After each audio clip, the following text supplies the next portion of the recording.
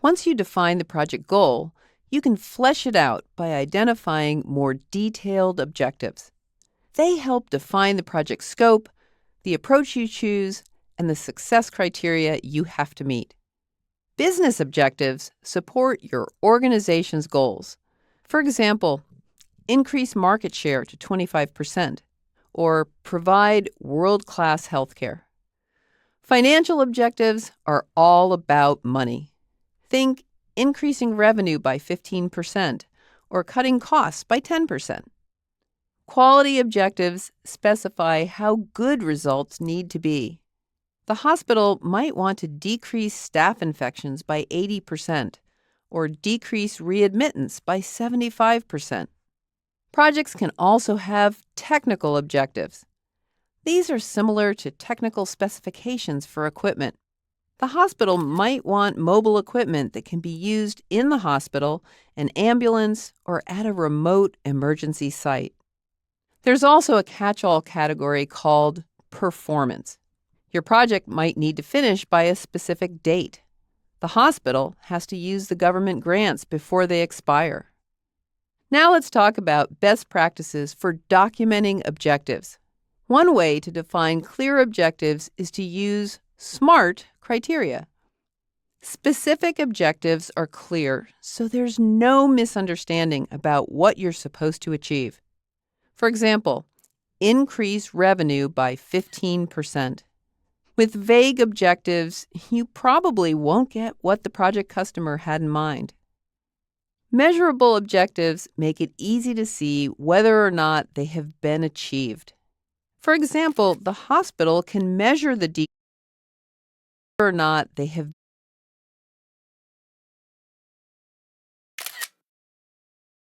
been achieved. For example, the hospital can measure the decrease in readmittance or revenue increase. With qualitative measures, you might use survey responses, such as a minimum patient satisfaction rating of 4.5 stars. Achievable or realistic objectives spell out what you can do with the resources available. Challenging objectives can motivate people, but your team might give up if they think the objectives are impossible. Time-related objectives identify when they need to be achieved. Be sure to set a clear target date. For example, the government grants must be used by December 31st, 2020.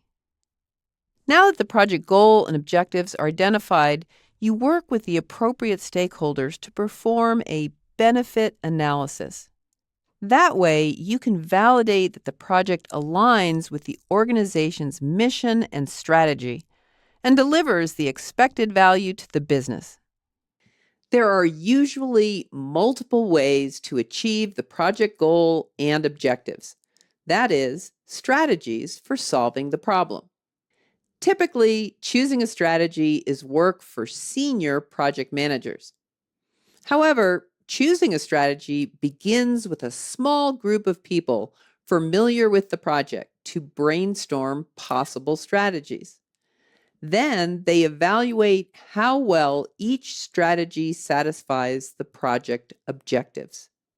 Project objectives help flesh out the project goal and define project scope, approach, and success criteria.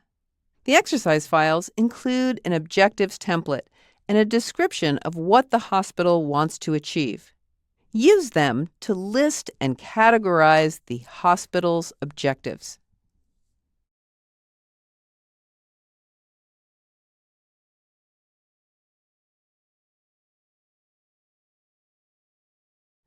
Once you define and the success criteria you have to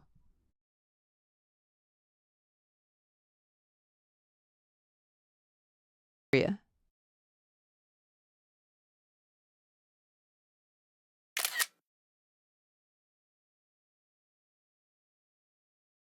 Now that you have the project goal, objectives, and strategy identified, it's time to describe specifically what the project must deliver, known as requirements. Getting requirements right is crucial.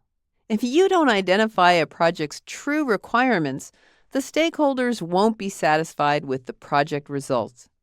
And if you include requirements that aren't necessary, the project will probably take longer and cost more than it should. For the hospital scheduling project, one objective is rescheduling procedures decreased by 75%. One requirement for the scheduling system might be simultaneously schedule staff, equipment, and facilities required for a procedure. Another requirement could be search for next time slot that all selected items are available. These requirements are both necessary and specific. You can expand them to provide even more detail. Gathering requirements can be challenging. Stakeholders might describe their requirements incorrectly or provide inconsistent or contradictory requirements. They might leave out requirements they need or include nice-to-haves. Sometimes people who aren't stakeholders try to squeeze their requirements into your project. In addition, stakeholders often balk at committing the time it takes to define requirements. There are several techniques for gathering requirements. Committing the time it takes to define requirements. There are several techniques for gathering requirements. Interviews are one approach. The key is to interview the right people and come with a list of questions. If your project involves several groups, try brainstorming sessions or focus groups with representatives from each group to discuss their requirements for the project. These meetings may help you obtain buy-in from the departments that attend. Another approach is to observe how people work. In other words, watch what people do in their day-to-day activities. To validate the requirements, write them up and review them with the workers. Questionnaires and surveys are another way to get requirements from stakeholders. Build these documents carefully so the questions don't influence the answers people provide. If documentation or results already exist, you can identify requirements by analyzing documents or reverse engineering products. Next, you need to analyze the initial requirements to make sure they make sense. You might discover that you don't have all the information you need, or that requirements are inconsistent or duplicated. After you do some analysis, go back to your stakeholders to ask more questions and clarify their answers. Don't worry, it can take several rounds to get a project's real requirements. Eventually, the requirements will start to make sense. When that happens, it's time to document those requirements. To ensure that the requirements are correct and everyone understands them, it's important to write them in a clear, easy-to-understand language. Organizing requirements into related categories can help you eliminate duplication and conflicts. Requirements provide detailed descriptions of what a project is supposed to deliver, so it's important to get them right. For practice, identify the techniques you might choose to gather requirements for the hospital scheduling project and how you would address any challenges.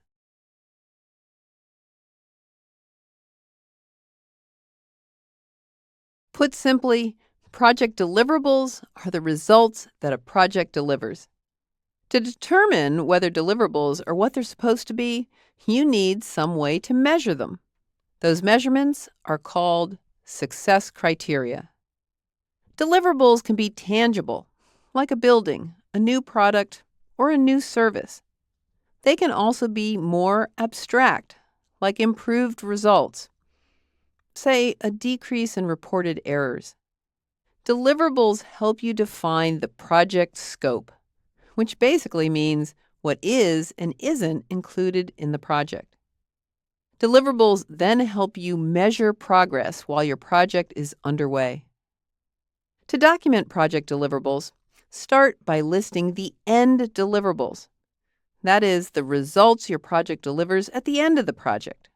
For example, one end deliverable for the scheduling project would be new scheduling system and processes launched. Next, document intermediate deliverables, which are delivered during the course of the project. An intermediate deliverable for the scheduling project would be to sign a contract with the scheduling system vendor. Keep in mind, the project customer doesn't necessarily receive intermediate deliverables. For example, you might have an intermediate deliverable for completion of initial system testing that the customer doesn't have to approve. Try to define deliverables that can be accomplished in the time frame between status reports. That way, you can evaluate progress based on the deliverables completed since the last report. Now that you've identified your deliverables, how can you tell that the ones you receive are what the stakeholders want? You guessed it. You need quantifiable criteria you can measure them with. Success criteria are definitions of what success looks like. Some are easy to figure out, like signed vendor contracts or the certificate of occupancy for a building. Other criteria are not so easy because they're subjective. To be effective, write success criteria that are clear and quantifiable. For the scheduling project, you might define success for increased customer satisfaction as a 4 out of 5 rating on customer surveys. Deliverables are the results your project is supposed to deliver. Success criteria help you determine whether those deliverables are what you need. For practice, try to identify some end and intermediate deliverables for the hospital scheduling project. Then define success criteria that are clear and quantifiable.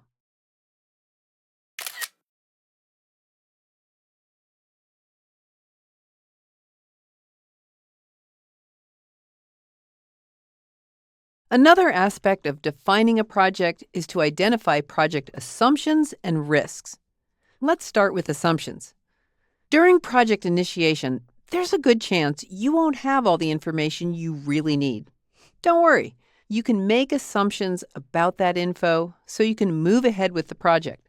Later, when the project picture becomes clearer, you can revisit your assumptions and modify them if necessary. For example, with a scheduling project, you won't know how much system customization is needed until you choose the vendor. And that could affect how many in-house resources you'll need, which could affect how long the project takes. You get the idea. You might assume that the system won't require much customization. From that, you estimate that you'll need 3 in-house IT resources, and they'll need a month to finish their part of the project. Assumptions can be tricky when people don't realize they're assuming something. In that case, they assume something is true without confirming it.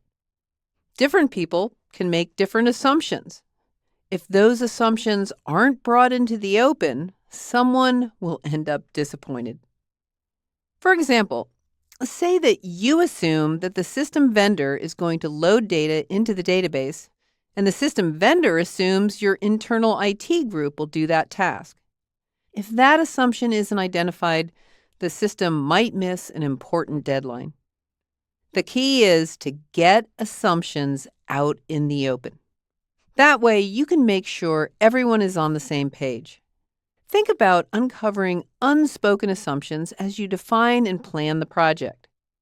Ask people what they expect and what they envision when they think about the project.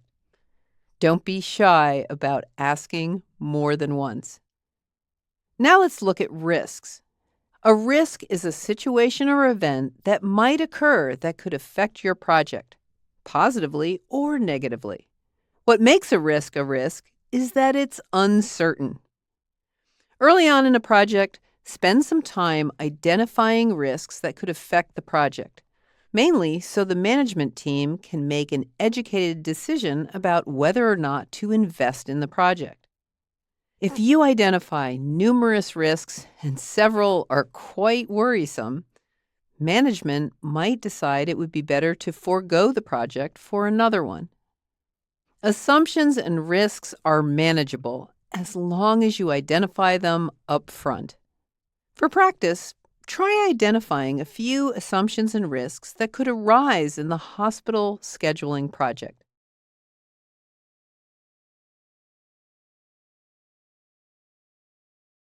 After all the work you put into defining your project, it's time to get that project definition in writing.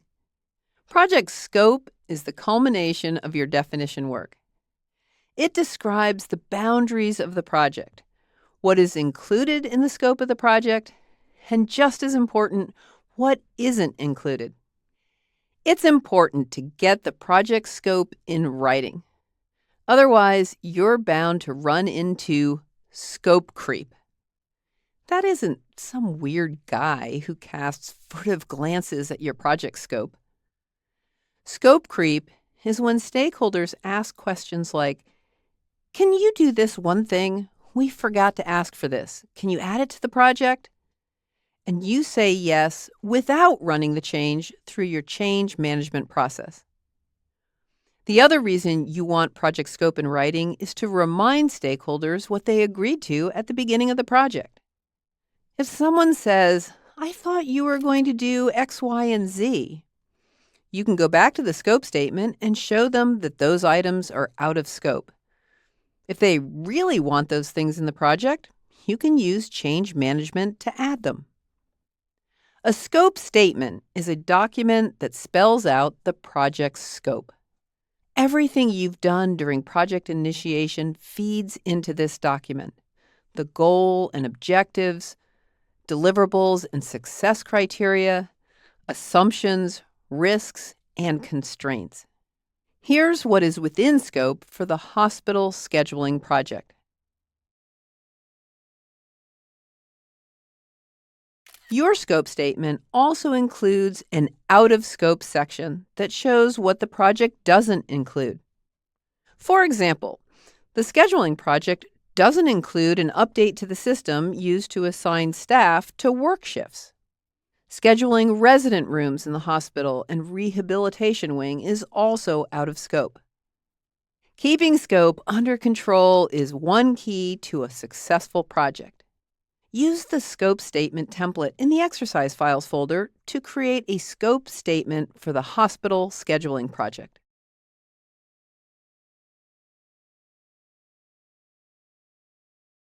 Is the project definition done?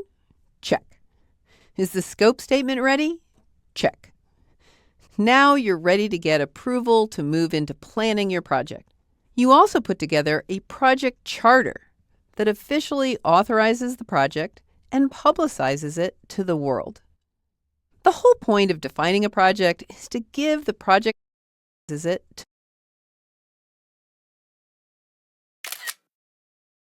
the world. The whole point of defining a project is to give the project customer or management team the info they need to approve the project. The review process varies from organization to organization. Typically, the customer compares the project information to acceptance criteria that align with the organization's goals. There are 3 possible outcomes from this review. The project is approved to proceed to planning, it's denied, or it's sent back for rework. When the project is approved, the final step in initiation is to create and distribute a project charter. This document authorizes and publicizes the project. Here's what typically goes into a project charter: the name of the project, the purpose of the project, a short summary of its goal and objectives will do.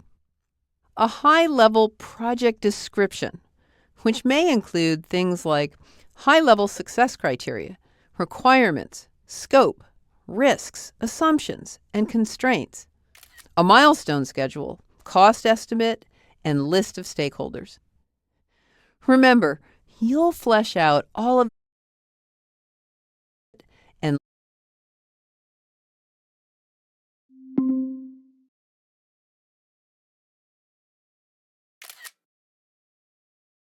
list of stakeholders. Remember, you'll flesh out all of these components once you start planning your project. You also include information about the project manager, the project manager's name, the project manager's responsibilities, including a brief description of the work the project manager does, the extent of the project manager's authority, and the specific work the project manager has authority to perform, such as requesting resources or signing contracts.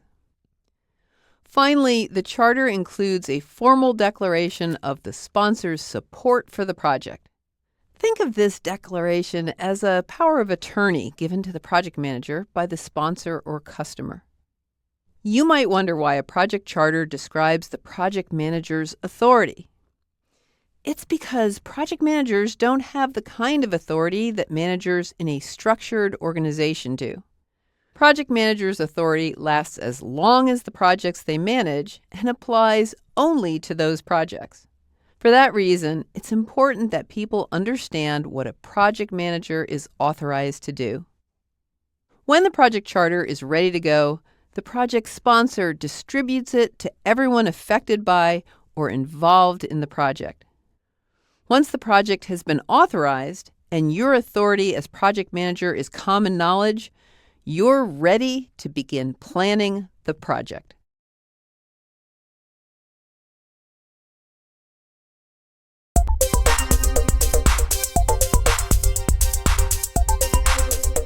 For this challenge, review the hospital organization chart and the scope statement from the Chapter 2 exercise files.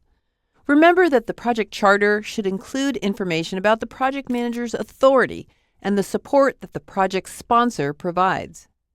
The exercise files include a challenge that poses several questions about the project charter for the Brislin Hospital scheduling project. Take 20 to 30 minutes to answer those questions. After you've completed the challenge, take a look at the solution to see what I came up with.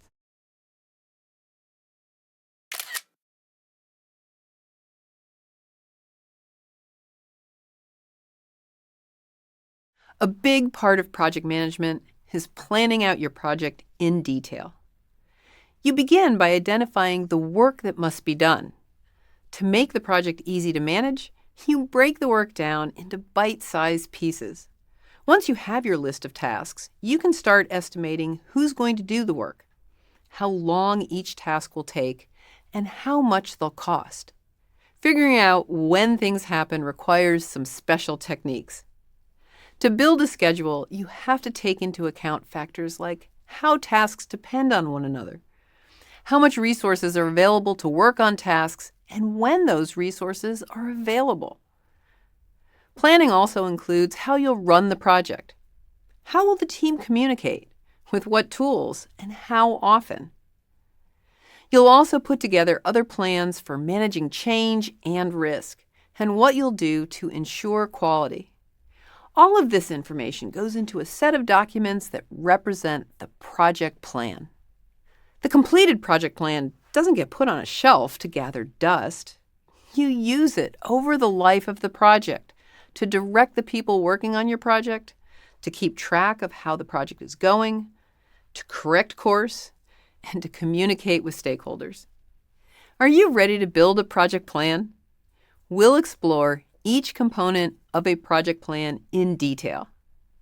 Because a project schedule is a key component of your plan, an entire chapter is devoted to how you build one.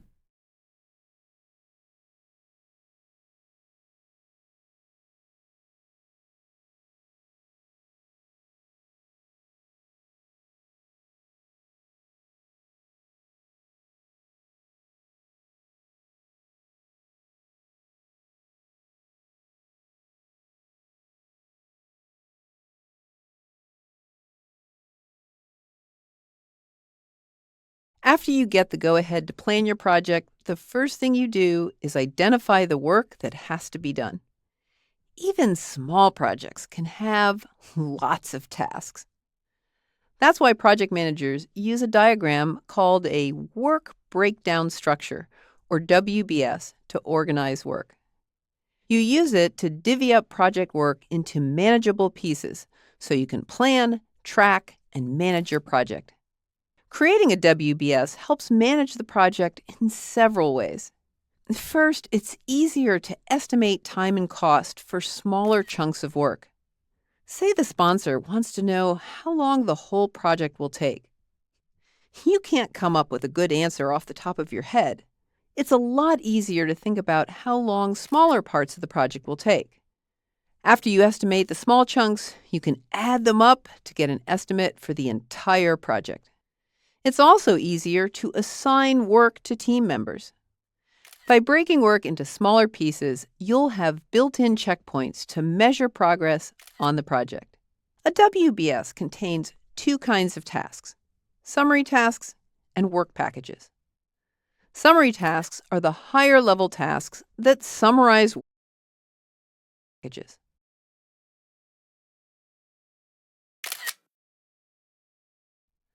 Summary tasks are the higher-level tasks that summarize work in some way. Summary tasks describe parts of the project. They could represent phases or deliverables, or even work done by different groups in your organization. In our scheduling project, the WBS is organized by deliverable.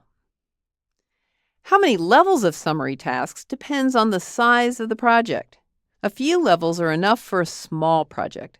If a project is large or complex, you might have several levels of summary tasks. Work packages are the lowest level tasks in the work breakdown structure. They spell out lowest level project deliverables and the detailed work needed to deliver them. In the scheduling project, the summary task to configure the system server might have work packages to activate modules, set options, and add software links.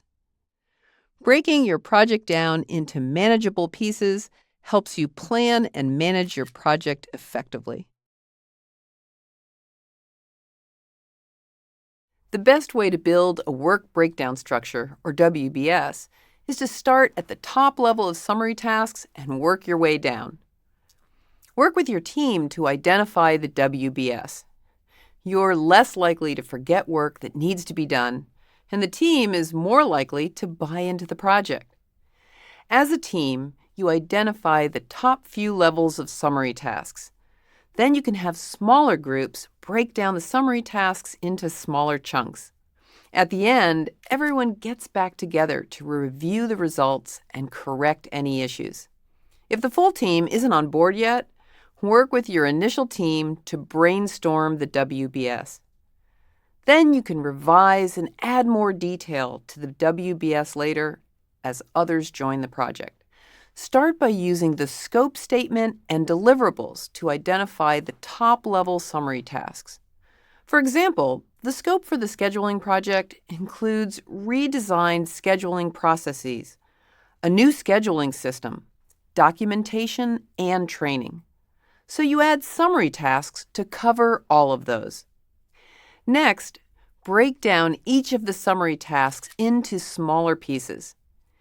Intermediate deliverables come in handy for identifying lower-level summary tasks and work packages. For example, the scheduling project includes a deliverable for a signed contract with the system vendor. Let's add tasks to obtain proposals, select the vendor, negotiate terms, and sign the contract. You might wonder, how much breakdown is enough?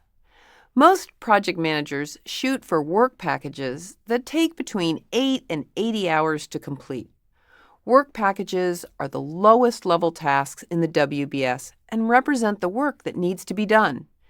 Consider breaking down work to match the frequency of your status reports. That way, you have measurable progress and completed tasks for every status report. Here are some tests to determine whether you've broken work down to the right level. Time and cost are easy to estimate. Status is easy to measure. Task durations are shorter than your reporting periods. The detail is at the level that you can and want to manage. Different parts of a project might require different levels of decomposition. One part of the project might include more work, so you break it down to 3 or 4 levels. If another part of the project is simpler, you might need only 2 levels. Don't worry about the initial organization of your WBS. You can rearrange it later as you learn more about the project. Building a WBS from the top down works well because you can use the scope statement and deliverables to get started. For practice, Try building more of the scheduling project's WBS based on the project scope and deliverables. A short task name in a WBS isn't enough to tell team members what they're supposed to do. To give your team the info they need, create work package documents that describe the work that needs to be done in detail. The level of detail needed in the work package document be done in detail. The level of detail needed in the work package document depends on things like how familiar the work is and the experience of the person assigned to the task. For example, a work package document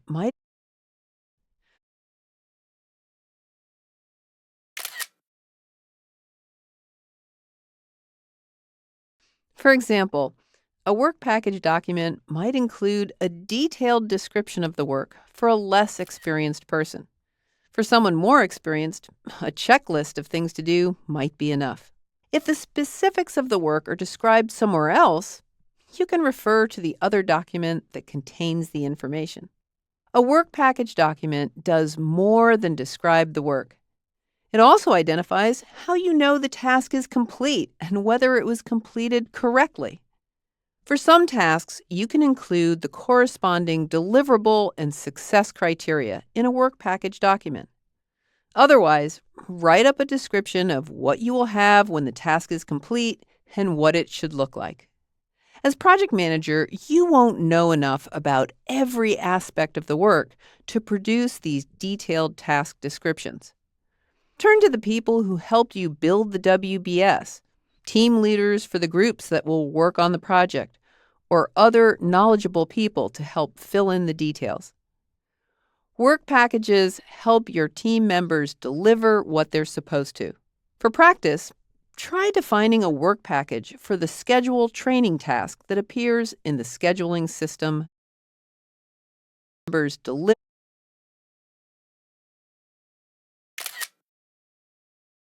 what they're supposed to. For practice, try defining a work package for the schedule training task that appears in the scheduling system WBS.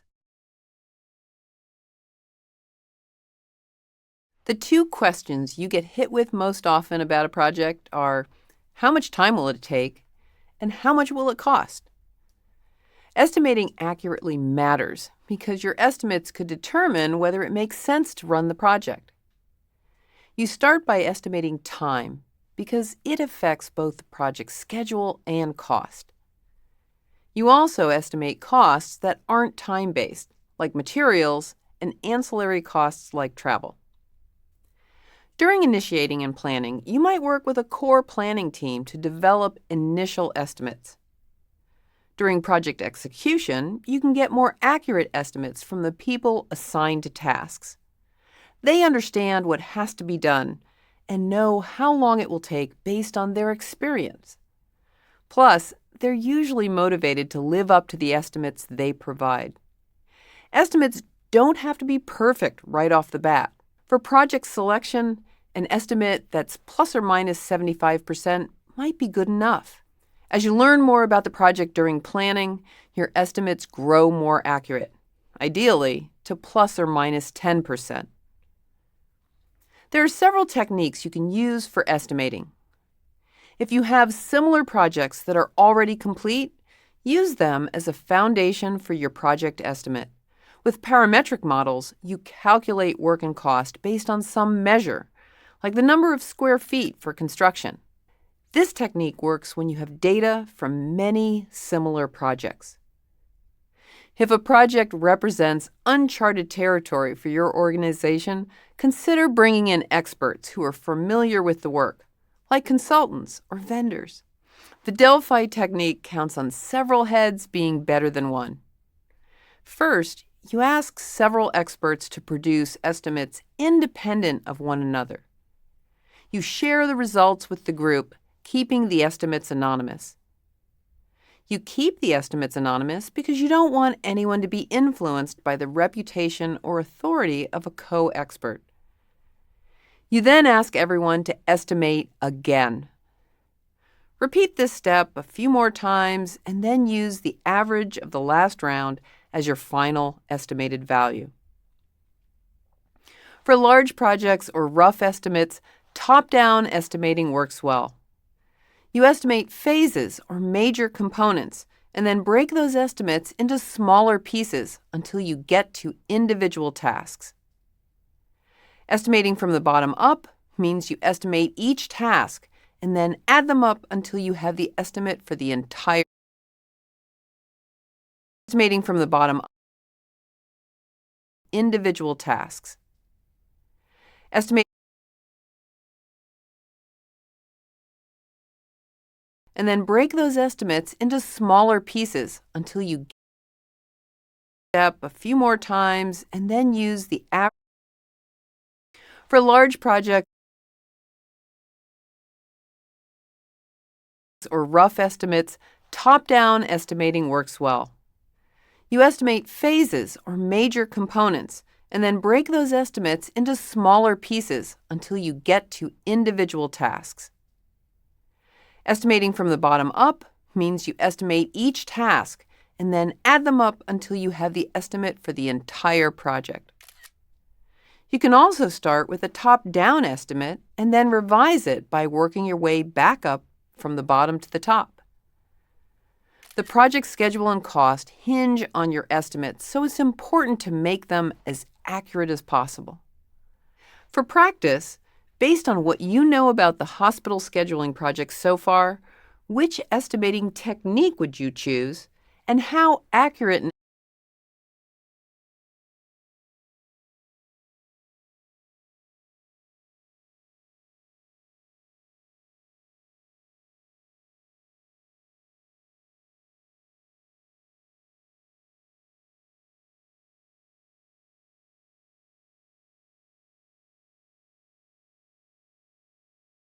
project estimates are a lot like your morning commute.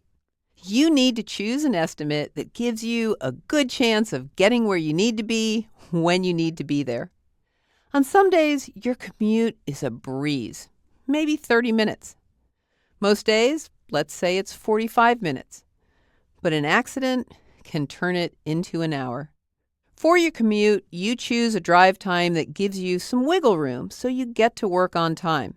The same approach works equally well for your project estimates. You probably decide when to leave for work informally. We're going to look at a similar yet rigorous approach to choosing estimate values for your project.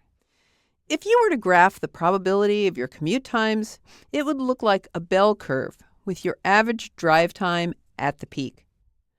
A bell curve is also known as a normal distribution, and it has properties that help you choose a safe estimate to give your customer. First, on a bell curve, 50% of the possible values are less than the average and 50% are greater. That means the average value gives you a 50-50 chance of your results being equal to or less than your estimate. Think about it. If you give your customer your average estimate, you're as likely to fail as you are to succeed. I wouldn't stake my career on those odds. On the other hand, the worst-case estimate gives you the highest chance of success. However, that number is so high, your customer might cancel the project. You probably know that customers are prone to ask, what's the best-case scenario? What if everything goes right? Don't fall for this trap. Suppose you give the customer your best-case estimate, say 6 months, and you describe everything that has to go right to finish the project in 6 months. This is what they'll hear. Blah, blah, blah, blah, 6 months, and you've set up your project to fail. We've eliminated the best, worst, and most likely values.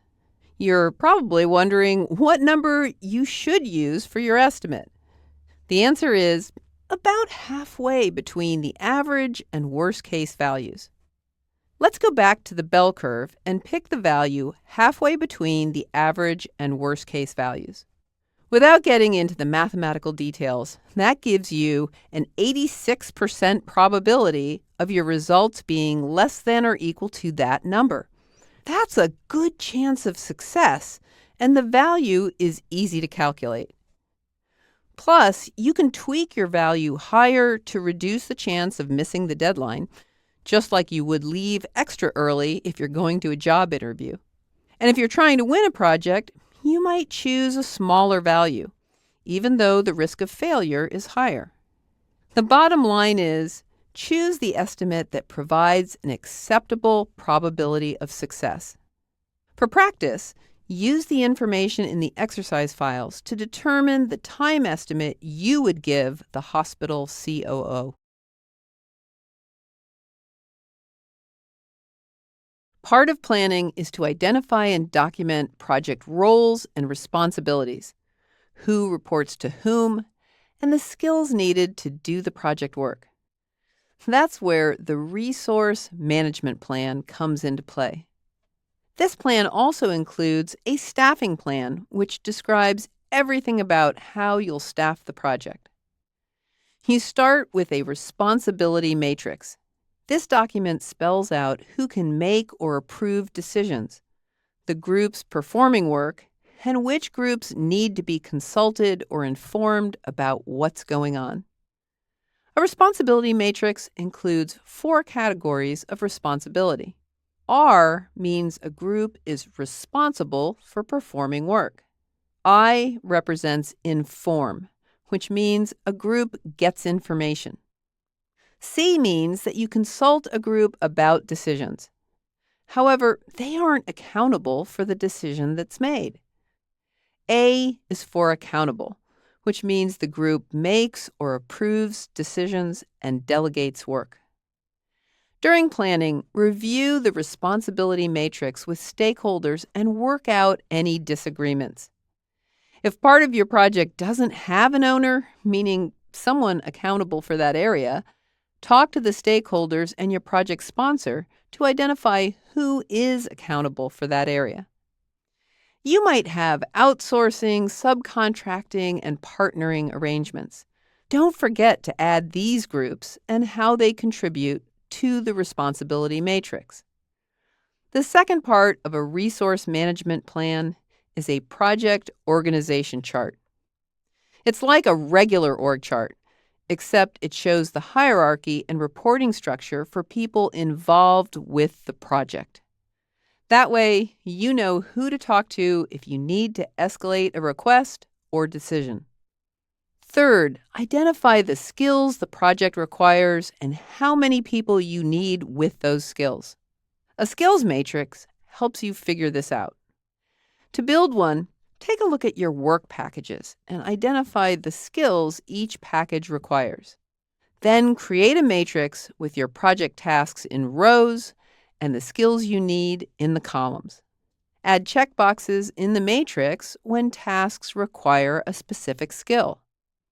Then you estimate the number of resources you need with each skill. You can even multiply that number by the average pay rate to estimate the labor cost. Finally, it's time to develop the detailed staffing plan. Identify where you plan to get resources. Are they in-house, outsourced, or contracted? When do you need resources? Identify any training they need. And document resource-related processes. Getting team members on board, handing out assignments, getting status updates, and releasing them from the project when their work is done. A resource management plan documents who does what, who reports to whom, the resources you need, and how you'll manage them. As an exercise, use what you know about the project so far to complete the responsibility matrix in the exercise files. Then, using your responsibility matrix, draw up a project organization chart.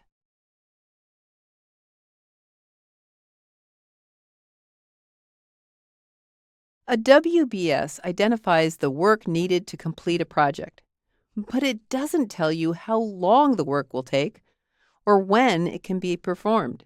To do that, you need to turn your list of tasks into a schedule. First, put the tasks into the right sequence. You add dependencies or links to tasks to identify which tasks have to finish before other tasks can start, which tasks finish at the same time, and so on. For example, the task build specs has to finish before review specs can start. Likewise, review specs has to finish before approve specs can start. We'll look at dependencies in detail later in the course. For now, the most common dependency type is finish to start. Next, you add the time you estimate each task will take. Time estimates and task sequence help determine how long the entire project will take. Third, you assign the people on your project team to tasks.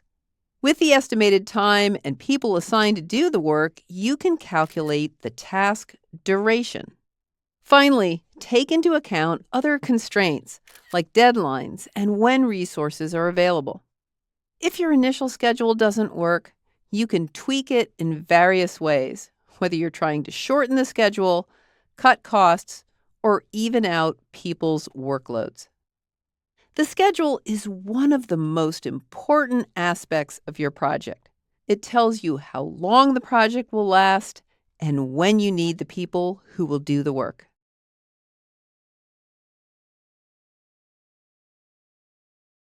With most projects, money is important, whether you're trying to make it, save it, or stay within a budgeted amount.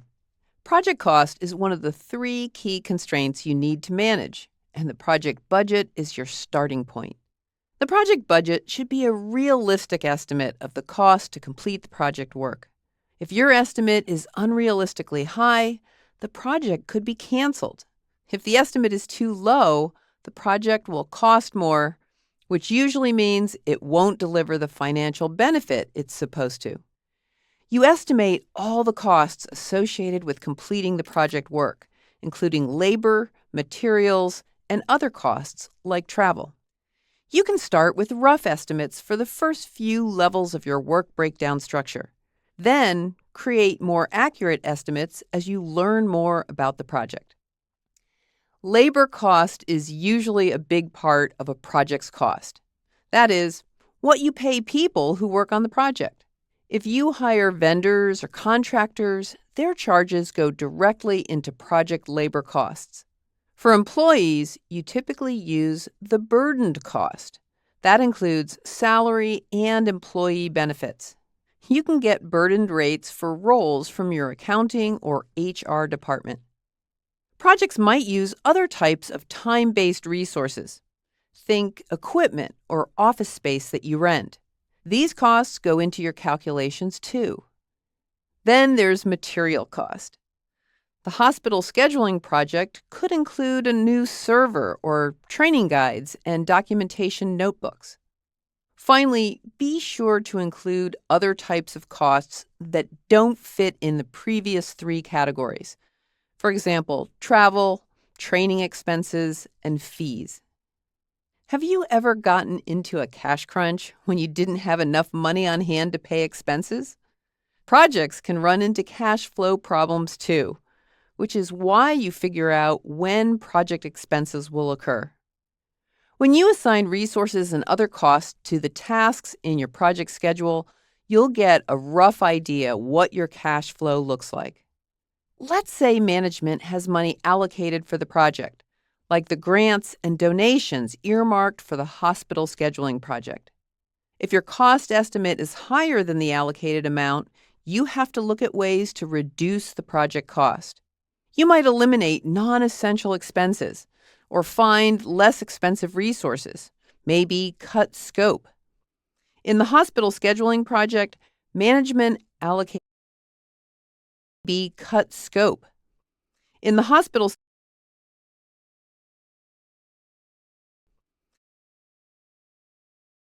scope.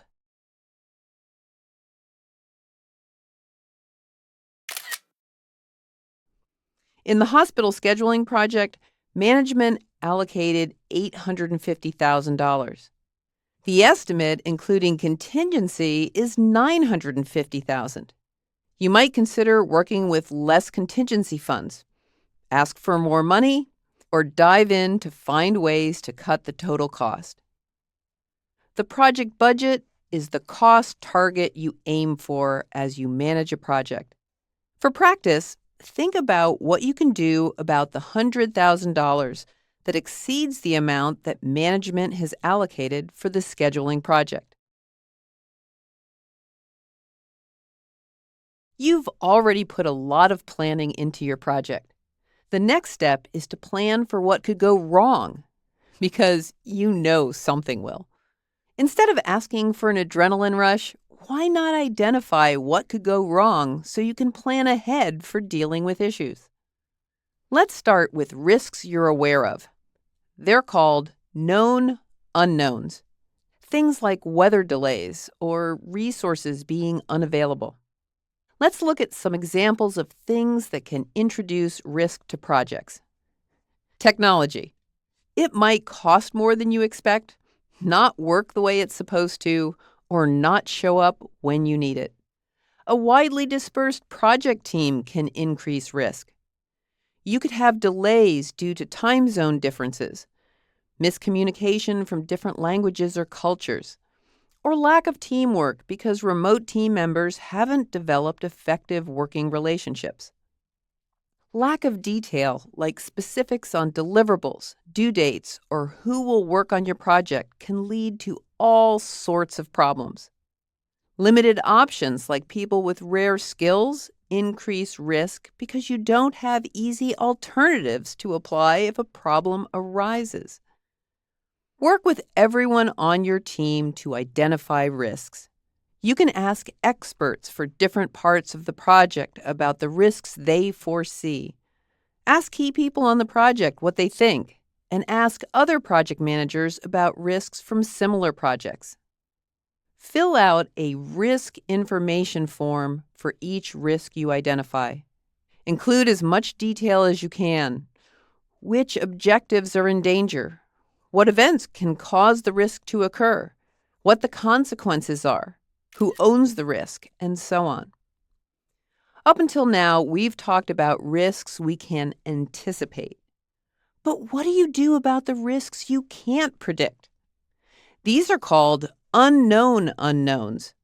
They come from situations that are so unlikely that they never occur to you. The 9/11 attack was an event that no one thought possible. You're unlikely to have to deal with such a significant unknown risk, but you will encounter unknown risks at some point, and you need to plan for them. How? By setting aside contingency funds and time for dealing with them. The question is, how much should you set aside? Many companies use a percentage of the project budget, like 15%, but the percentage is typically funds and time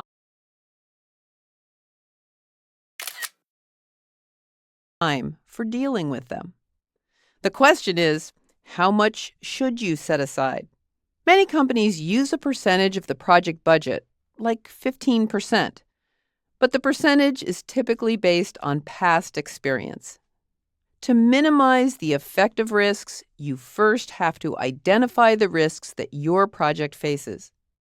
Try to identify several risks that the hospital scheduling project might face. For an extra challenge, use the risk information form in the exercise files to document the risks.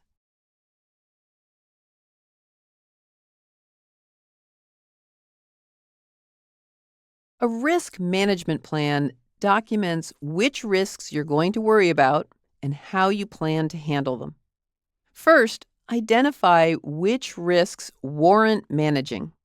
Start by evaluating how likely they are and how serious their impact would be. Rate risks by probability and impact using a scale of 1 to 5, where 1 is unlikely or not serious. Their impact would be. Rate risks by probability and impact using a scale of 1 to 5, where 1 is unlikely or not serious and 5 is highly likely or extremely serious. Then multiply the probability and impact to calculate a risk score. It makes sense to manage risks that are at least fairly likely and serious.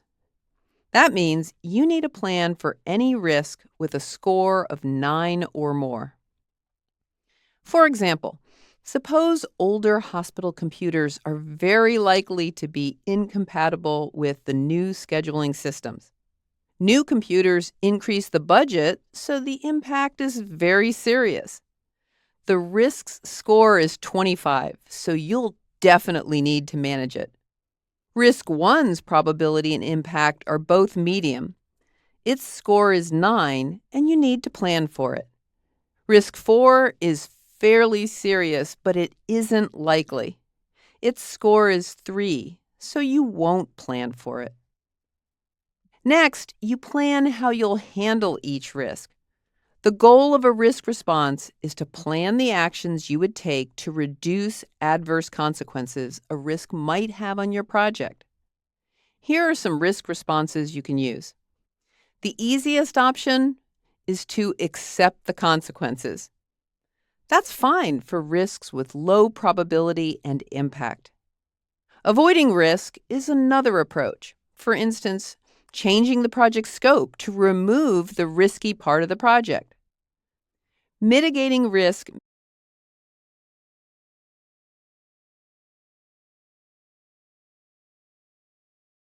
The easiest option is to accept the consequences. That's fine for risks with low probability and impact. Avoiding risk is another approach. For instance, is to accept the consequences. That's fine for risks with low probability and impact. Avoiding risk is another approach. For instance, changing the project scope to remove the risky part of the project. Mitigating risk means taking steps to reduce the consequences or impact of the risk. For example, by running a feasibility study, you'll have a better idea whether a scheduling system will meet the schedule, budget, and other objectives. Transferring risk means handing off the risk to someone else, like when you purchase insurance. This reduces risk but doesn't eliminate it. Insurance might relieve costs. It won't eliminate other factors like time delays. Make sure your responses aren't overkill.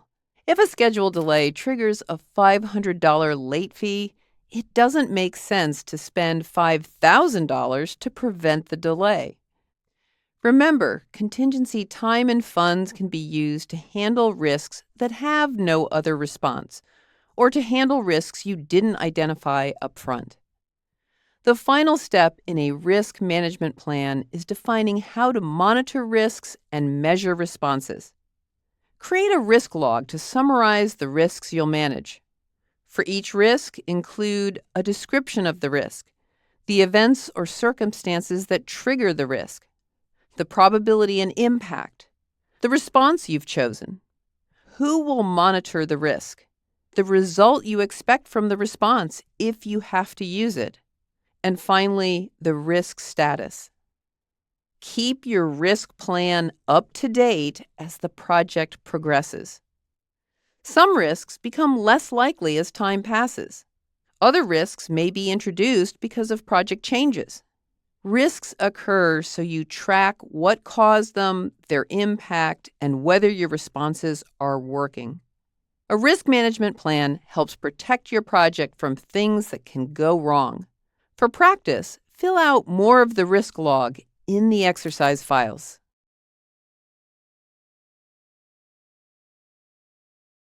If you've ever heard Abbott and Costello's Who's on First skit, you know how hard it can be to get your point across.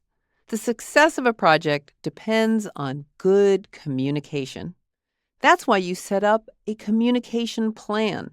The right people, getting the right information, at the right time, and in the right way. You start with your audiences. Who needs to know about the project? The responsibility matrix is a good place to look to find your audiences. Second, what do your audiences need or want to know? Management stakeholders care about a project achieving its objectives. Early on, you give them the project plan so they can see how you're going to deliver. Later on, they want to know about progress, how much you've spent, and the overall project results. The project sponsor is tightly connected with the project. You'll probably communicate with the sponsor more often, maybe in face-to-face meetings. Functional managers initially need to know the skill sets you need, when you need them, and other things like cost constraints. Once people are on assignment, these managers want to know when their people will be done. Team members need to know what they're supposed to do. They're more likely to buy into the project if you tell them how their work fits into the big picture. As time passes, they also need to know what's coming up next. The last part of a communication plan is the how. How often, the methods you use, and the format. Face-to-face communication is good for brainstorming, getting to know people, and discussing sensitive topics. If your team is dispersed geographically, email, conference calls, and video conferencing are indispensable. You know that stakeholder management is all about getting and keeping stakeholders' support for your project. The communication plan helps by spelling out how you're going to communicate with stakeholders to keep them on board and happy. A communication plan helps ensure that people get the information they need in the most effective way. To solidify your understanding, set up a communication plan for the hospital scheduling project.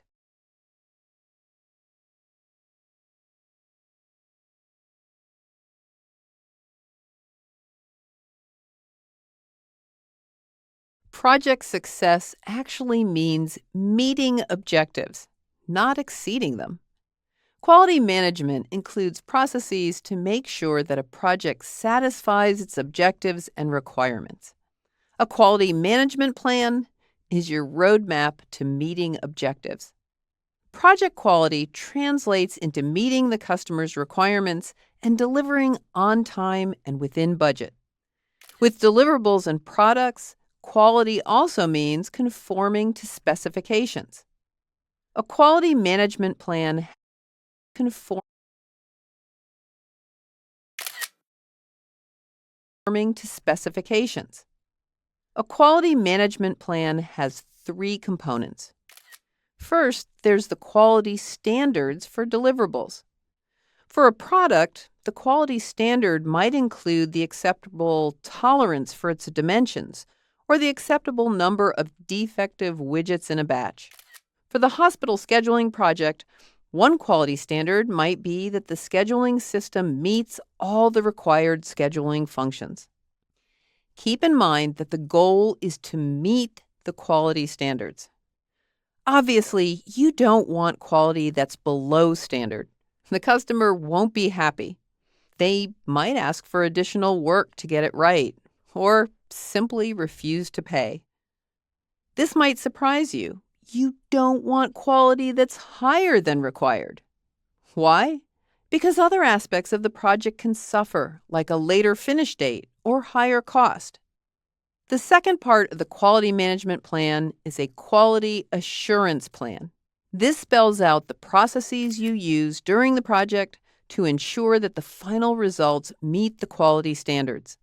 For the scheduling system, reviewing requirements and designs falls into this category. You might also test software functions as they're developed.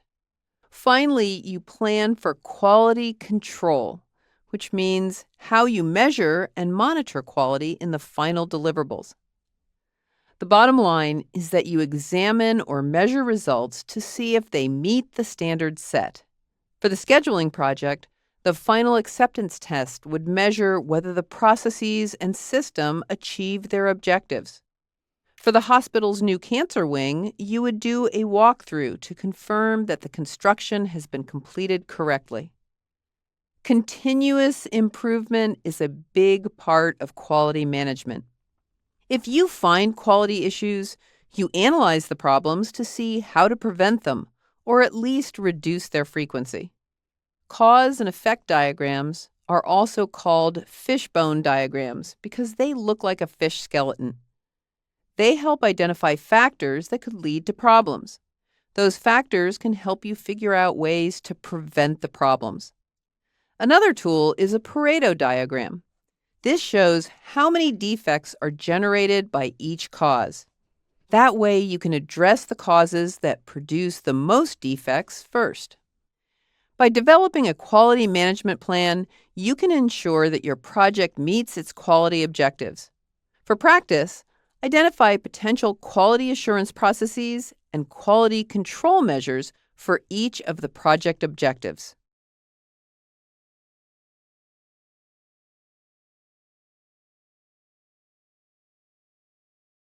The government tax code started out so simple, but a deduction here, a new rule there, and now we have the complicated tax returns of today. You know changes are going to happen, so the only solution is to manage them. A change management plan helps you add important changes into your project while keeping out the ones that don't make sense.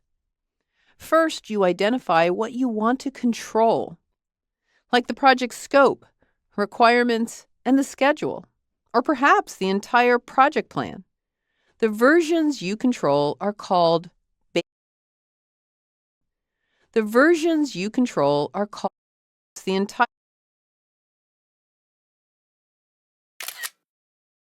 project plan. The versions you control are called baseline documents. The list of project requirements approved by the stakeholders is your baseline. If new requirements are suggested, you use your change management process to decide whether or not to add them to the requirements list. You also need a group that reviews change requests and decides whether to approve them. It's called the Change Review Board, and it's usually made up of key stakeholders. Then you define a change management process. That's what will happen when someone requests a change. The process your organization chooses depends on things like the company culture and project size. Here are the typical components of change management processes. The first process is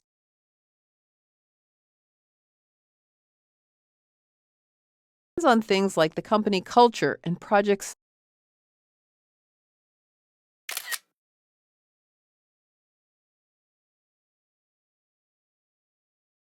size.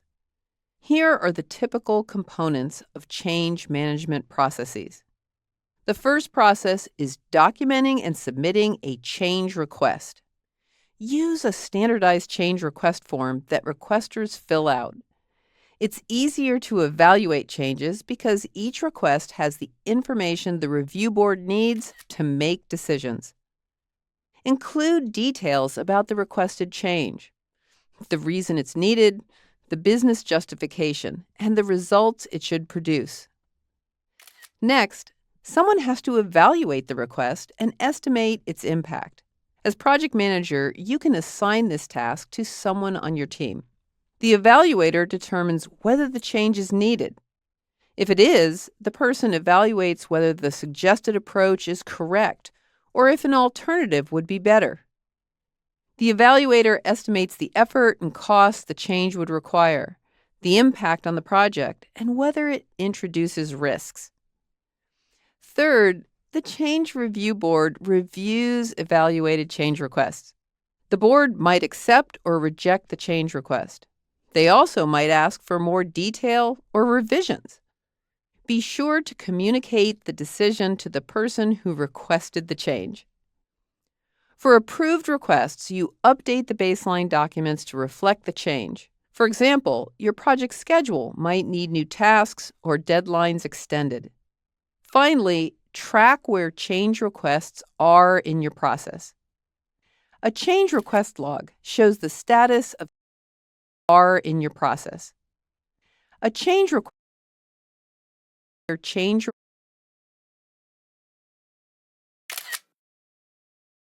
requests are in your process. A change request log shows the status of submitted change requests, who's in charge of the request, the impact estimate, current status, and at the end, actual impact. Consider setting thresholds so team leads can decide what to do with smaller requests. That way, your change management process isn't overwhelmed with small items. Also, create a process for emergency changes that need a rapid decision between meetings of the Change Review Board.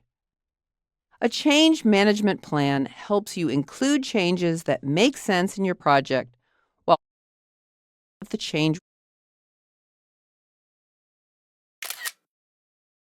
Review Board. A change management plan helps you include changes that make sense in your project while protecting your project from being overwhelmed with unnecessary changes. To solidify your understanding of change management, draw a flowchart of the change management processes the hospital might use.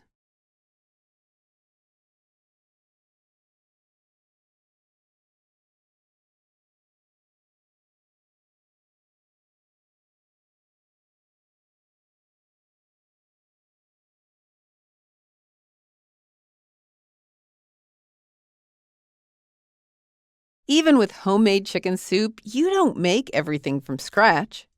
Imagine how long it would take and how much it would cost if you had to raise your own chickens, vegetable, and wheat, and make chicken stock and noodles. The same goes in the project world.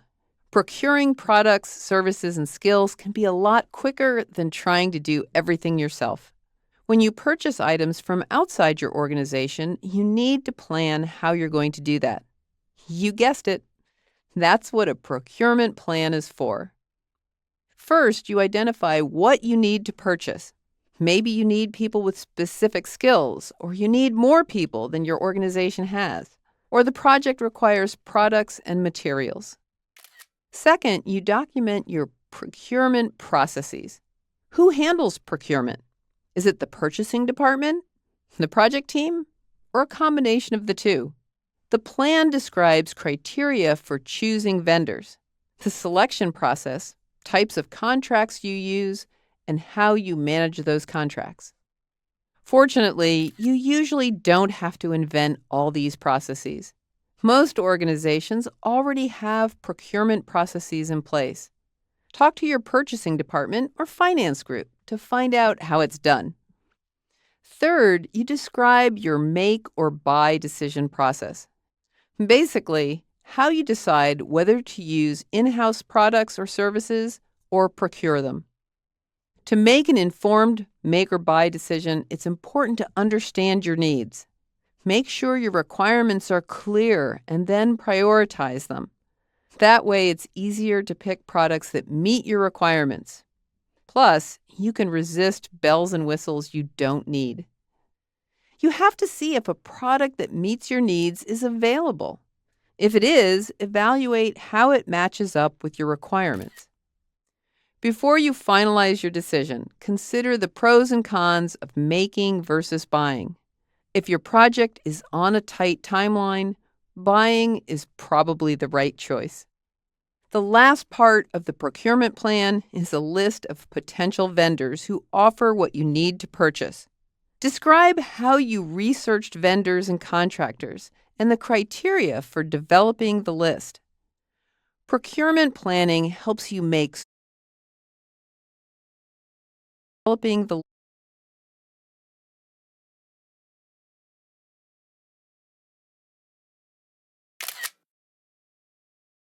list.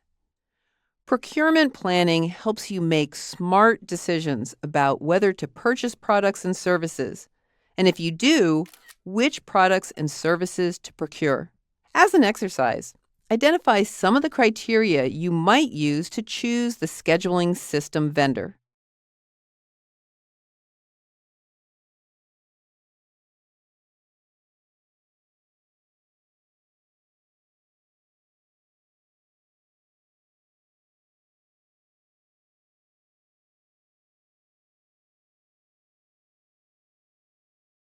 Now that you have a plan for the project, you need to get the stakeholders to approve the plan so you can start work.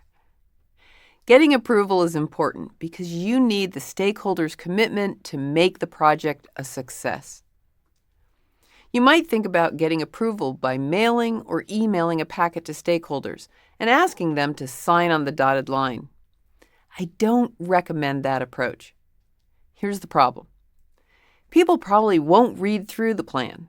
Sure, they might sign their names, but later, if they find something they disagree with, their commitment disappears and you end up back to planning. A face-to-face sign-off meeting is more effective. Schedule a meeting specifically for getting approval. The agenda is straightforward. First, present the project plan to make sure that the stakeholders agree with it. If issues arise, deal with them right then and there. Or, if the issues are big enough, you might have to reschedule the sign-off so you can rework the plan. Once everyone agrees, ask them all to sign a signature page to indicate their approval. If you can't get everyone in the same room, a video conference or conference call works too. Ask the people in other locations to transmit their signatures to you by fax, email, or even snail mail.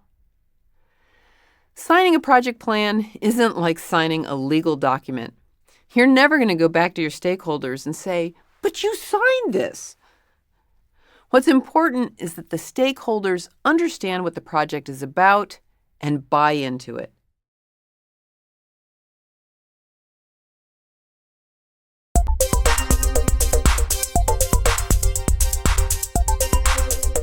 At this point in the hospital scheduling project, you've created drafts of several planning documents. But in the project world, things change, and this project is no exception. The government has launched a major initiative in cancer research. Part of this initiative is using a common scheduling tool for all cancer treatment facilities. Brislin Hospital's new cancer ward will have to use the government's scheduling tool instead of the solution that your project will implement for the rest of the hospital. In the exercise files, there's a change request submitted by the project manager and approved by the project customer. This change means that you'll have to revise some planning documents. For this challenge, take 20 to 30 minutes to identify which planning documents you need to revise and, at a high level, what you would change. After you work through your solution, look at the files I would revise in response to this request.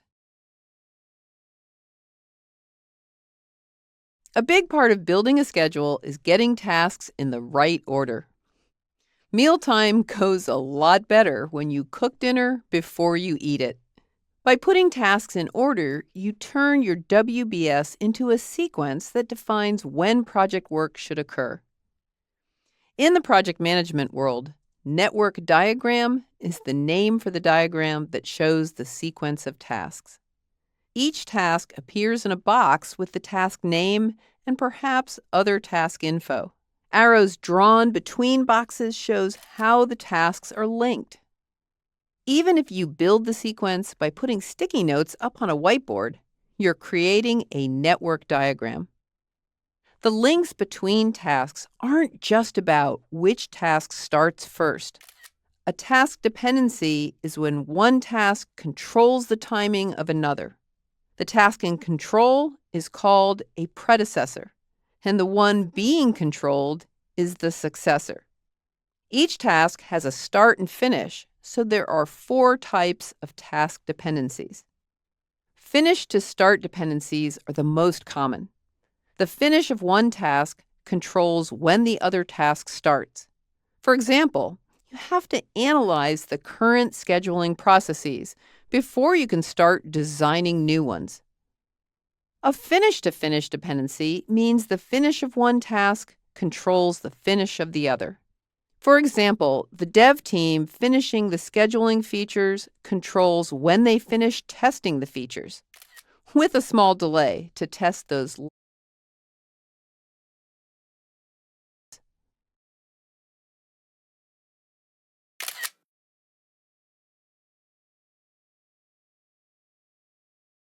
with a small delay to test those last bits of customization. Start to start means that the start of one activity triggers the start of the other. This dependency type can cause trouble if the predecessor takes longer than it's supposed to, as shown here. Dependency type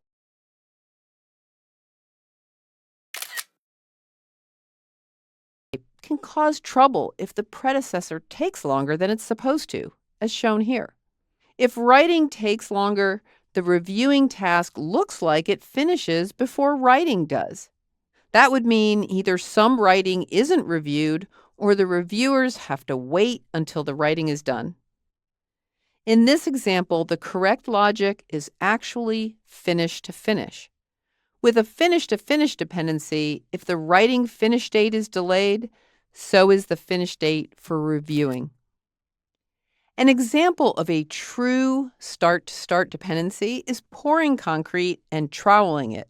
Because concrete hardens with time, the start of pouring concrete controls when troweling starts. Start-to-finish dependencies don't occur very often. That's a good thing, because they can be confusing. The start of one task triggers the finish of another, so the task in control occurs after the one it controls. Consider the shifts at a retail store. The first shift can't finish until the clerk for the second shift shows up. You can figure out which type of dependency to use by asking a few questions. Which task controls the other? That tells you which task is the predecessor. Does the start or finish date of the first task control the second task? That identifies whether the dependency begins with start or finish. Does the predecessor control the start or finish of the successor? That identifies whether the second half of the dependency is start or finish. Adding task dependencies to your tasks in a network diagram gets your project tasks into sequence. Now that you know all the dependency types, build a network diagram for the tasks in the partial WBS in the exercise files.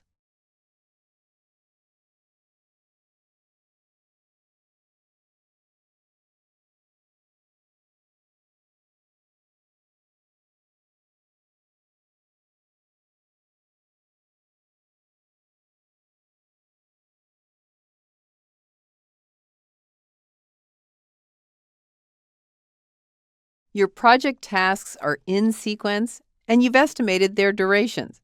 The final piece of your scheduling puzzle is how many people work on each task and when they're available.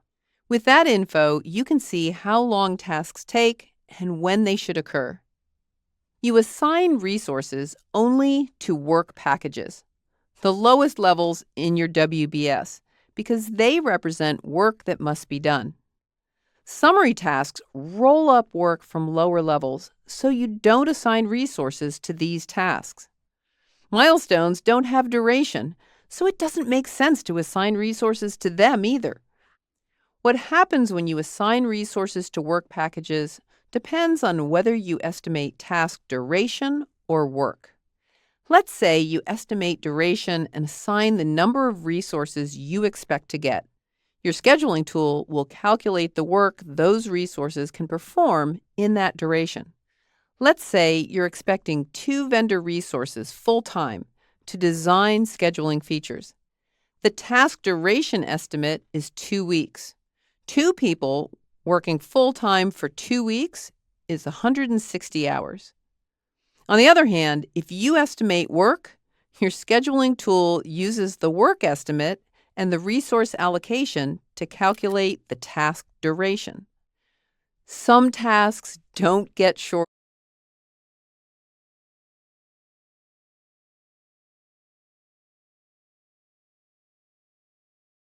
You expect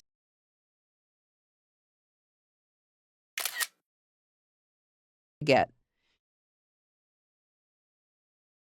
Work estimate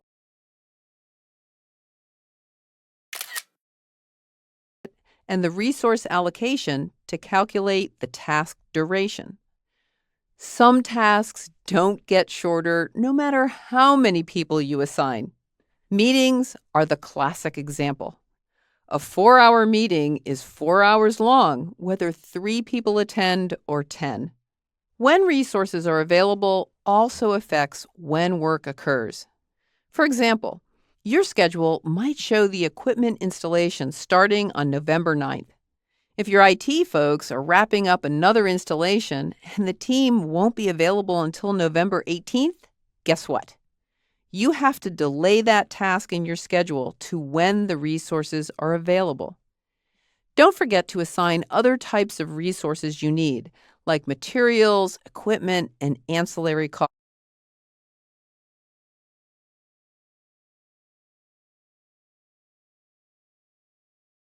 you need, like materials, equipment, and ancillary costs. With all resources assigned, you finally get a good idea what the schedule looks like. To practice, work through the assignment exercise in the exercise files.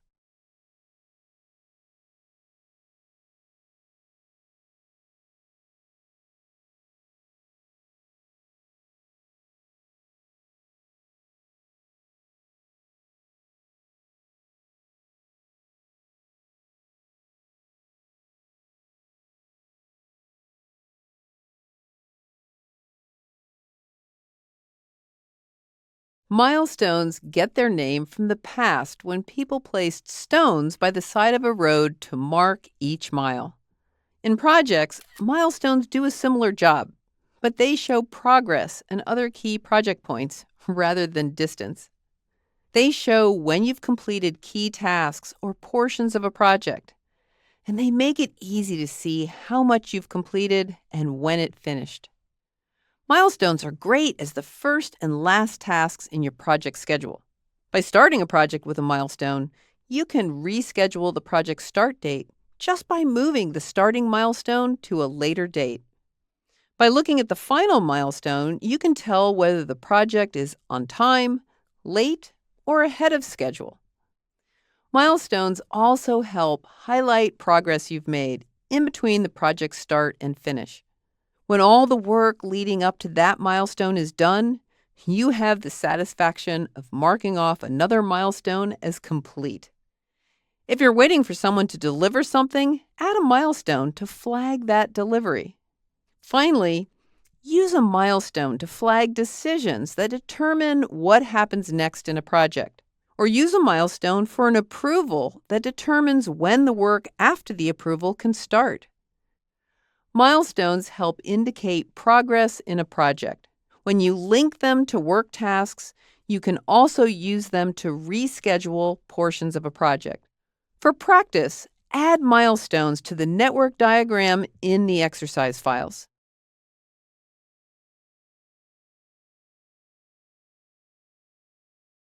It's important to make your project schedule realistic so tasks occur as close as possible to the dates you planned. One way to build reality into your schedule is to estimate task duration based on the hours people work on the project each day. People don't work 100% of their time on project tasks. People don't even work 100% of every workday. Things like staff meetings, paperwork, training, and time off chew up work hours. Even walking across campus uses up work time. So do your best to estimate the number of hours people typically work. Another dose of reality is adjusting estimated task hours based on how fast the assigned workers are. For example, if someone is a whiz at getting computers connected to the network, you can change the task work hours to reflect her productivity. Third, to keep people productive, assign resources to work on no more than 3 tasks at a time.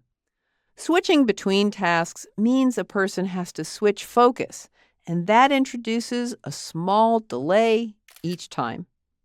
When resources are in demand, and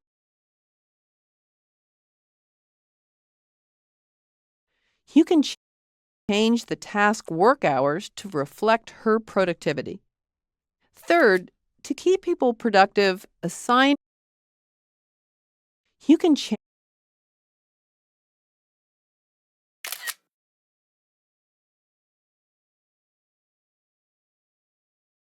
Switching between tasks means a person has to switch focus, and that introduces a small delay each time. When resources are in demand and you have to assign them to several tasks, adjust those assignments to reflect their decreased productivity. When you make adjustments like these, add a note to your schedule to document the change and the reason why. That way, you'll know what to do if other changes come up in the future. The closer you model your resource assignments to reality, the easier it will be to keep your project on time. Complete the assignment exercise in the exercise files to practice assigning resources to tasks.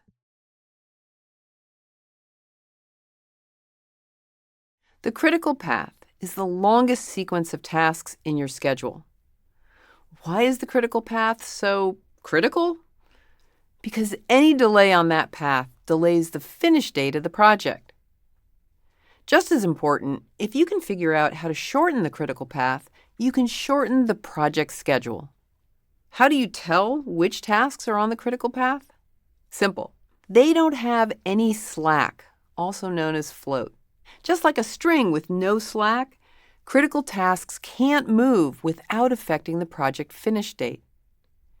In this simple example, the system and training tasks occur one after the other with no slack. If any of these tasks are delayed, the project finish date moves later in time. On the other hand, if a task has slack, like the reports task here, it can start later without delaying the tasks that come after it. The reports task could delay by a few weeks before it delays the project finish. Let's look at how you tell whether or not a task has slack. A task has two sets of start and finish dates. The early start and early finish are the earliest possible dates the task can start or finish based on its dependencies with other tasks. You calculate these with what's called a forward pass. That's where you start at the project's start date and use task durations and dependencies to calculate when they finish. For example, the reports task can start as early as October 26th and finish on November 27th. The late start and late finish are the latest possible dates without delaying tasks that follow. You calculate these dates by working backwards from the end of the project. You got it, the backward pass. The late finish for the reports task is December 18th, so working backwards, the late start is November 16th. The task has several weeks of slack, so it isn't on the critical path. Critical tasks have no slack. In other words, the early and late dates are the same. That's why the training task is on the critical path.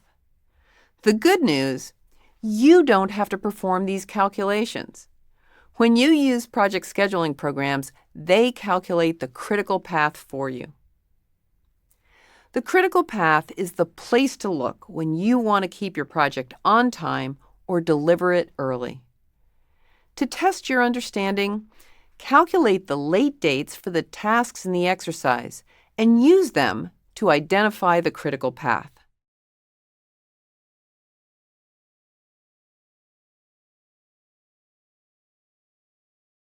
Stakeholders can be an impatient bunch. You estimate when the project will finish, and more often than not, they ask if you can deliver it sooner. Or maybe your project gets delayed and you need to make up time. Let's look at a few techniques for shortening the project schedule. Fast tracking means you overlap tasks that normally occur one after the other. Let's say you want to finish design more quickly. You can have some folks start designing software features before the system design is complete. Fast tracking is simple. You just add an overlap to two tasks with finish to start dependencies. The best tasks to fast track are the longest tasks on the critical path. Remember, you shorten the whole project when you shorten the critical path. Fast tracking the longest tasks on the critical path shortens the schedule and also introduces the fewest number of risks and changes. Which brings us to the disadvantage of fast tracking. It increases risk. For example, changes to the system design could result in redoing work on the software design. The second technique, crashing, means you spend additional money to shorten the schedule, like paying for more people or expedited delivery of key materials. The critical path is still the place to look for tasks to crash. Think about it. Why would you spend money to shorten tasks if they aren't going to shorten your schedule? You also want the alternative that shortens the schedule the amount you need for the least amount of money. Start with the least expensive tasks to crash and move on to tasks with higher price tags. Remember, you crash tasks only until you've shortened the schedule by the amount you need. A crash table makes it easy to see which tasks to crash. It shows the cost to crash each critical task and the duration you eliminate by crashing them. Choose the tasks with the lowest crash cost per week. If they have the same crash cost per week, crash the longer ones first. That way you crash the fewest tasks. You can take crashing only so far. At some point, adding more people won't shorten the duration because people start getting in each other's way and on each other's nerves. New people take time to get up to speed, and they can slow down existing team members who have to help them get oriented. Keep in mind, you review the critical path after every adjustment. An adjustment could change the critical path. You want to make sure the next task you work on is still on it. The third method for shortening a schedule is to cut project scope. If the tasks for deleted scope are on the critical path, cutting scope shortens the schedule. Fast tracking, crashing, and cutting scope help shorten the project schedule. Each has its pros and cons, so choose the method that makes the most sense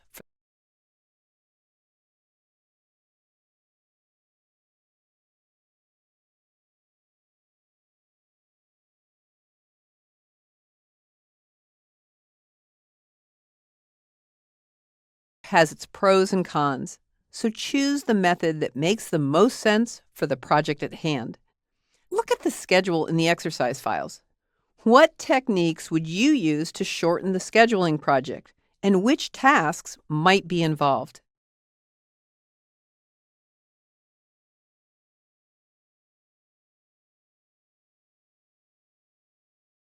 Once the stakeholders have approved the project plan, it's time to define your project baseline. The baseline is a collection of the approved project documents, like requirements, the schedule, budget, spreadsheets, and more. Basically, everything you want to control with the change management process. With baseline documents, you can compare actual project performance to the baseline to see how the project's doing. Because the baseline is controlled by the change management process, any changes to baseline documents show up as change requests. How you define the baseline depends on what you're defining. First, save the baseline version of plan documents. If something changes, you flag those changes in a revision of the corresponding baseline document. Next, baseline the values in your project schedule. Project scheduling programs typically provide a feature for saving a baseline. The baseline includes the approved values for start and finish dates, task duration, work, cost, and so on. As you record progress or make changes to the schedule, the program will show any variances from the baseline. Once you document the project baseline, you're ready to use it to evaluate progress and project performance. For practice, what documents would you include in the scheduling project baseline? And where might you store these documents to make them easy to access?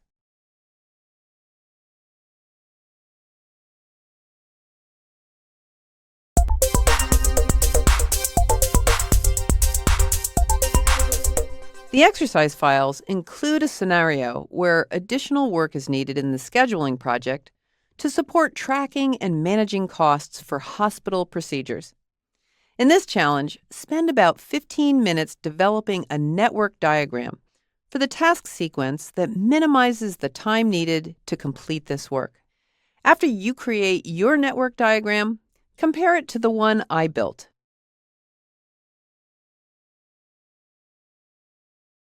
Agile projects are great when business needs change frequently or the business wants to receive value sooner. Agile does this by frequently delivering small chunks of a product, known as features. This steady release of deliverables requires a different approach to managing and implementing work. You guessed it, Agile project management. With Agile, work is performed in time periods called iterations or sprints. They typically last 2 to 12 weeks. The goal of each iteration is to deliver a complete, ready-to-use feature. That's how value is delivered sooner. And if business needs change, you can address that in a later iteration. Agile places more importance on people and interaction than processes and tools. For example, people communicate when there's a reason to, not because the weekly team meeting is scheduled. To facilitate interaction, business and technical team members work in the same location or use collaboration tools to achieve the same effect. With Agile, your goal is to produce a product, not reams of documentation. That doesn't mean no documentation. While the team is building features, documentation is limited to what they need to do their work. Documentation like user guides are added to the features list. The customer is much more engaged in an Agile project. In the waterfall approach, the customer negotiates requirements up front and then waits for the end deliverables. In Agile, the customer collaborates throughout the development process, which means it's easier to meet their needs. Changes are not only expected, but welcomed. The Agile philosophy views change as a way to provide more value. With Agile, you can shift priorities quickly by adding new features in a later iteration. Agile performs many of the same activities in waterfall project management in a slightly different order. One way to think about it, the waterfall approach defines the scope of the project and then estimates the time, cost, and quality to deliver that scope. Agile looks at time, cost, and quality as fixed elements. Then you figure out which features you can produce given those constraints.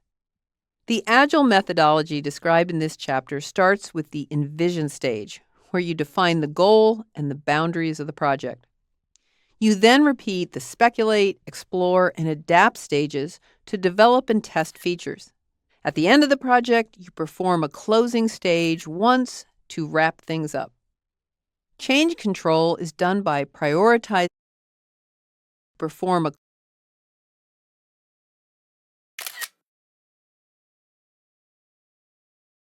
closing stage once to wrap things up. Change control is done by prioritizing the backlog of features, and risk is managed with frequent releases. If you're familiar with Agile, you might think Agile means IT projects. It turns out Agile works with non-IT projects too, as long as deliverables can be produced and implemented in short periods and can be added to in the future. Agile works well for projects with changing business needs or a desire to produce value quickly. If you want to practice, identify portions of the hospital scheduling project that could benefit from an Agile approach.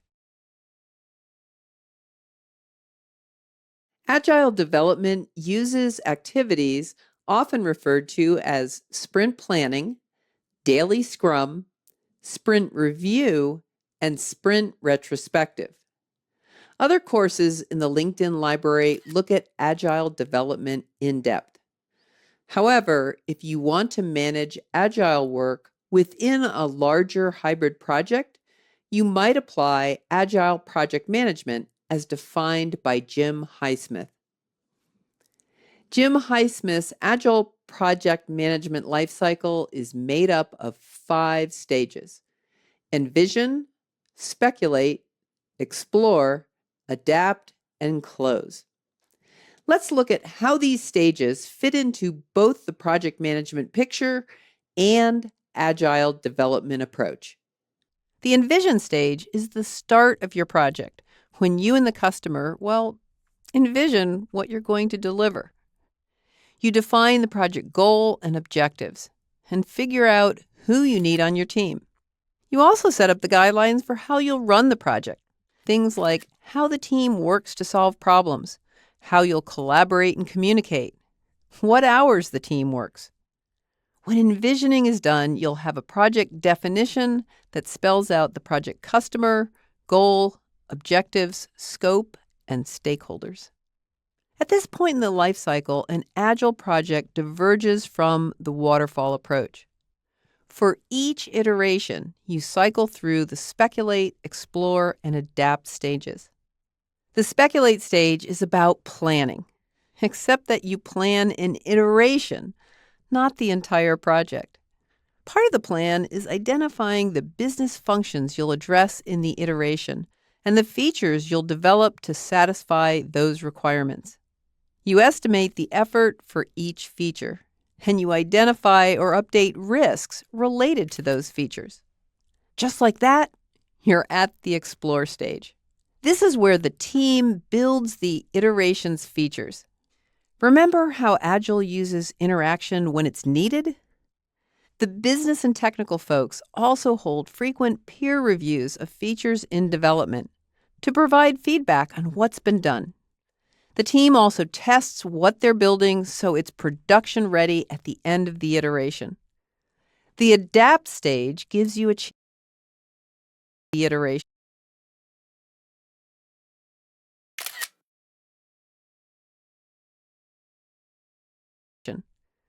The adapt stage gives you a chance to act on the feedback you get and fix things that aren't quite right.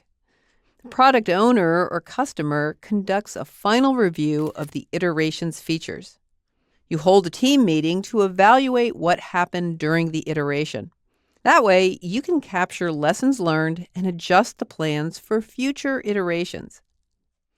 Once you complete the adapt stage, you repeat the speculate, explore, and adapt stages until all the features are complete, or you've used up the time and budget allocated to the project. When the features are done, you're ready for the close stage. It's time to make sure everything is done. You also produce a final set of lessons learned to use in future projects. The Agile life cycle steps through stages for each iteration, so you can start building features more quickly. Try building a schedule that shows the Agile life cycle with 4 iterations for the hospital scheduling system.